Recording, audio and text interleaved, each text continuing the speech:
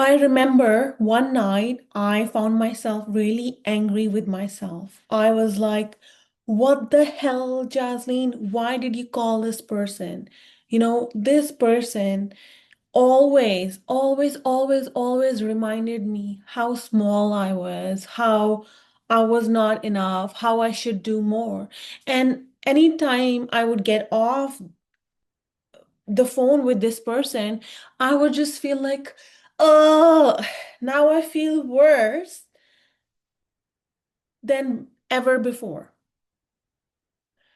Hello, everyone. My name is Jasleen Kaur. I'm a founder of Quantum Counseling, therapist, and a coach.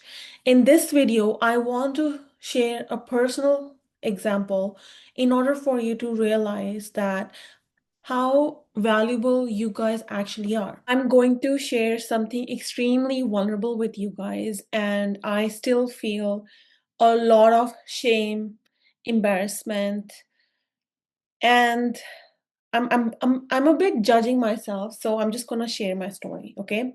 So from age 1 to age 25, I always supported my mother. I saw her getting beaten up by my dad. I saw her being really suppressed by my grandmother, my aunt. We all used to live in a big joint family in India. And I always had this anger inside me. I always had this savior complex in me that, oh my God, I have to save my mom. Like one day I forget so successful that I just buy her a house and she doesn't have to be in situations that's really not healthy for her. And nobody told me that, hey, Jasleen, that's a big responsibility. And, you are the daughter. You shouldn't feel responsible for your mother. Your mother should feel responsible for you. The roles are reversed, right? That's not healthy for you. Nobody told me this. So in 2020, not in 20, end of 2022, I was going through a heartbreak and my mother left for California with my brothers. And that's when it really hit me that, oh my God, like I have always tried to protect her. I was unconsciously her husband. I know it sounds so silly, it sounds so weird, but unconsciously I was acting like her husband. I was trying to, protect her. I was trying to provide for her unconsciously, and I didn't realize that. And doing that for 25 years got me to the psych ward. It got me to panic attacks. It got me to nightmares. It got me to anxiety. It got me to depression. It got me to where I didn't want to do life anymore. So I was so frustrated. I was so mentally ill by this dysfunction that I had this deep desire to move out and live independently alone in a one-bedroom apartment. And of course, if when you're brown, nobody's going to support that, especially when you're unmarried. But I had this deep desire to just isolate myself and figure out what is going on with me, like why am I in this crisis? So I moved out and felt really guilty. Like the environment became really hostile. Like, I had to call the cops because my mom was getting so aggressive when I was packing. And it was really unsafe for me. But I moved out, and you guys, for the first 1 or 2 years, I did not contact her. I was feeling so guilty. I was feeling so ashamed, but I had a bigger problem to solve. My life was on the line. And I could see that my mom could not help me because she can't even help herself. Was, she's still living with a person who physically abused her, cheated on her. And I was like, I literally cannot ask for help. And I did ask for help, but her solution was a vacation, which is just like, no, I can't. I'm telling you, I'm having panic attacks. Like, I'm telling you, my heart is not okay. I feel like I'm gonna die any second, and you are suggesting a vacation. So I realized my parents could not protect me, my parents could not help me. So I moved out, right? So after 2 years, I went into deep therapy and, counseling school. I realized that I never spoke my truth. I never told her my truth. So one day I went to her and I told her that, hey, however you raised me made me mentally ill. It almost like killed me. I don't know what you did. Your emotional blackmailing, your guilt tripping, whatever you did, it got me to the psych ward. And that's not okay. That is not okay. If you want to be in my life in the future, you have to go to therapy. You have to say yes to family counseling. You have to go to meditation retreats because, I saw her reading religious texts her whole life. I saw her, I was raised in Sikhism. I saw her going to the temple, but her emotional health was not okay. So I was like, how can you pray to God every day and still suffer? How can you pray to God every day and you believe in God, you say you're religious, you go to the temple every day, but why hasn't it why are the effects of God not showing in your life? If you really believe in God, you would have figured a way out. You would have figured a way out of this toxic situation. Your faith. But her idea was like, no, no, no, you have to fear God. You can't go against God, blah blah blah. And I was like, this doesn't sound really what God is, and that was a big factor in my spiritual awakening, where religion didn't make sense to me. And I had to lean over to spirituality. So I took my space. I felt really guilty for not calling her. I really felt a lot of shame. And I remember I would sit on my hands because I had this urge to text and call, people please her, check on her, and all of that. And I withheld myself. I was like, no, this is not healthy. I cannot be her emotional crutch. I saw her as not an adult. I saw her as a victim. And I saw that, oh, she needs me, she needs me, she cannot function. And when I moved out, yes, she was bedridden, she cried a lot, there was a lot of family problems, but I stood my ground. I did not go back. And you know what, now it's 2026. The story that I'm telling you was 2022. Now, do you know, she sent me a picture of herself in Japan.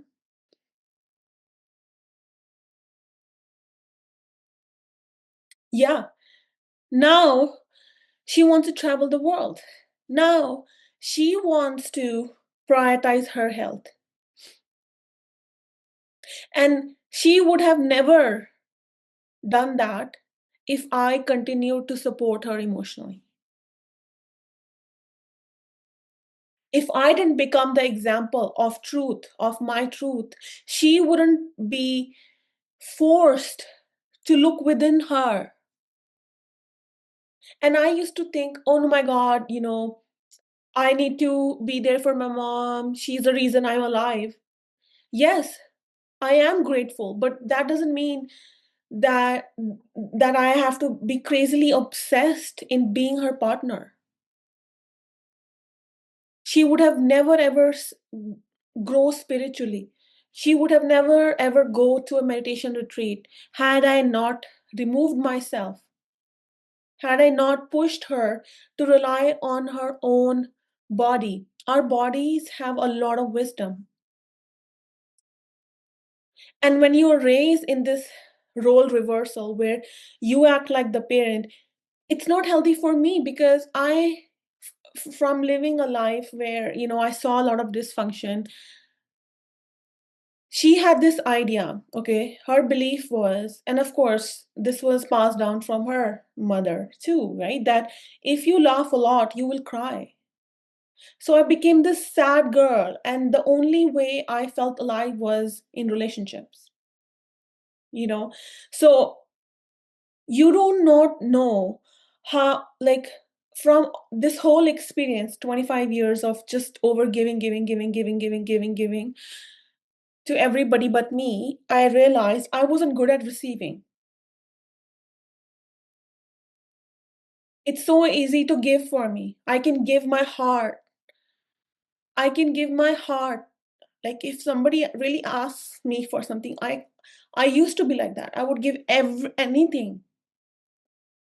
But then I realized that if I'm not receiving nurturance, if I'm not receiving love, if I'm not receiving support, whether that's in terms of emotional support, whether in terms of financial support, all of that.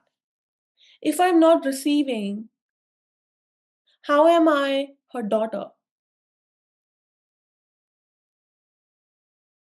And I remember when I moved out, I enrolled myself into counseling school. So I was driving Uber part time to support myself. And one time, this guy, he got really impressed that, I had, I was business minded, I was ambitious, I wasn't giving up, I was really struggling in life, but still going. He loved my willpower and he tipped me $100. And I remember when I received $100, I I broke down. I literally broke down. I felt like I didn't deserve this. I didn't work hard. I didn't like work really hard to receive this $100. But that experience was so healing for me because in order to receive, somebody has to give you, right? Somebody has to give you support. Somebody has to give you space. Somebody has to encourage you to have strong boundaries.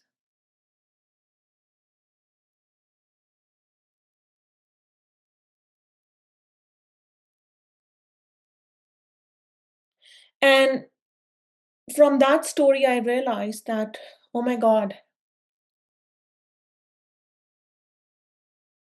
it's okay to receive support. Receiving therapy was so hard for me. Being held, being seen, being heard was so hard for me. Showing up in coaching programs was so hard for me. But I told myself, okay, I don't have a mother and a father who is mentally, emotionally, spiritually, physically, holistically healthy. I don't have. So, option one was be a victim and cry my whole life. Second option was okay, I can hire a therapist. I can make her my trusted support, not my mother, but close to that. And then I hired coaches to push me towards the future.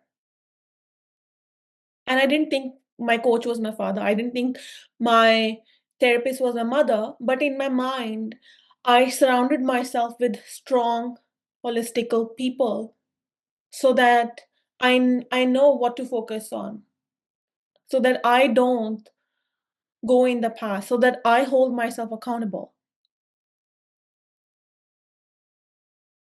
And throughout this, I learned I didn't know how to play.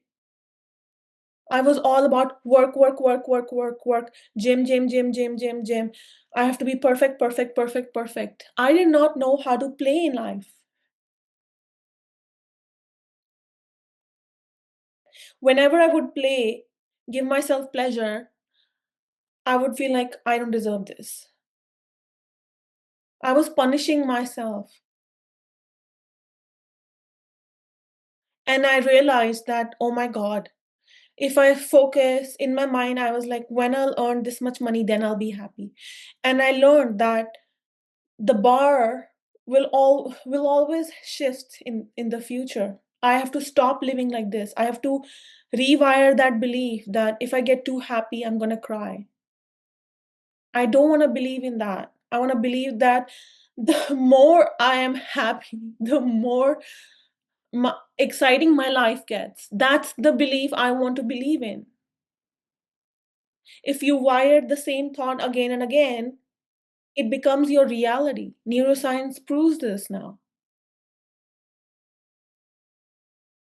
So in this video, I want you to identify where, in which relationship are you overfunctioning. You can overfunction as a sister-in-law. You can be in a toxic relationship and you can overfunction to please your toxic partner's sister-in-law, whoever. Where are you overfunctioning in any friendship?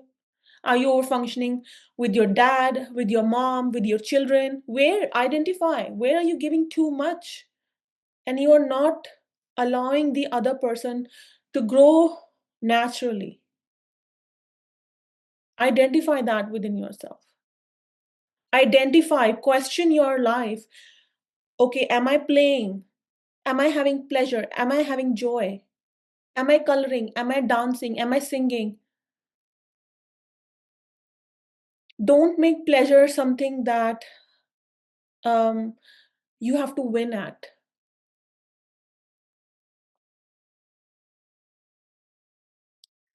You are on this planet, you wanted to be on this planet, might as well have a great time. You're not going to turn 99 and then you're going to be like, oh my God, shit, I focused on my dreams and I didn't help my mother emotionally day in, day and out, day in, day and out. No, you will regret that, oh my God, I wasn't being authentic. I was people pleasing.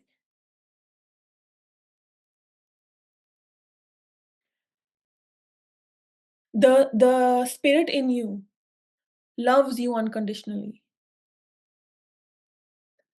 It doesn't matter if you have nobody in life that you can rely on. It doesn't matter if you have $0. It doesn't matter. If you have your Holy Spirit, you have you have won in life. You have won.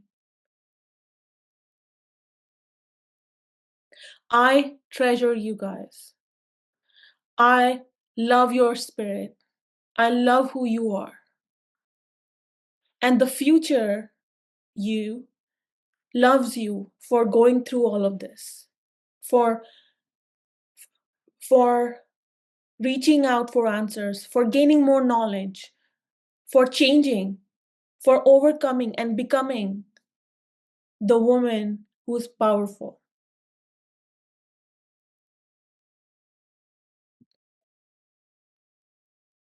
Let me know in the chat, comment down below, and let me know your biggest takeaway. And I will see you in the next one, okay? Take care.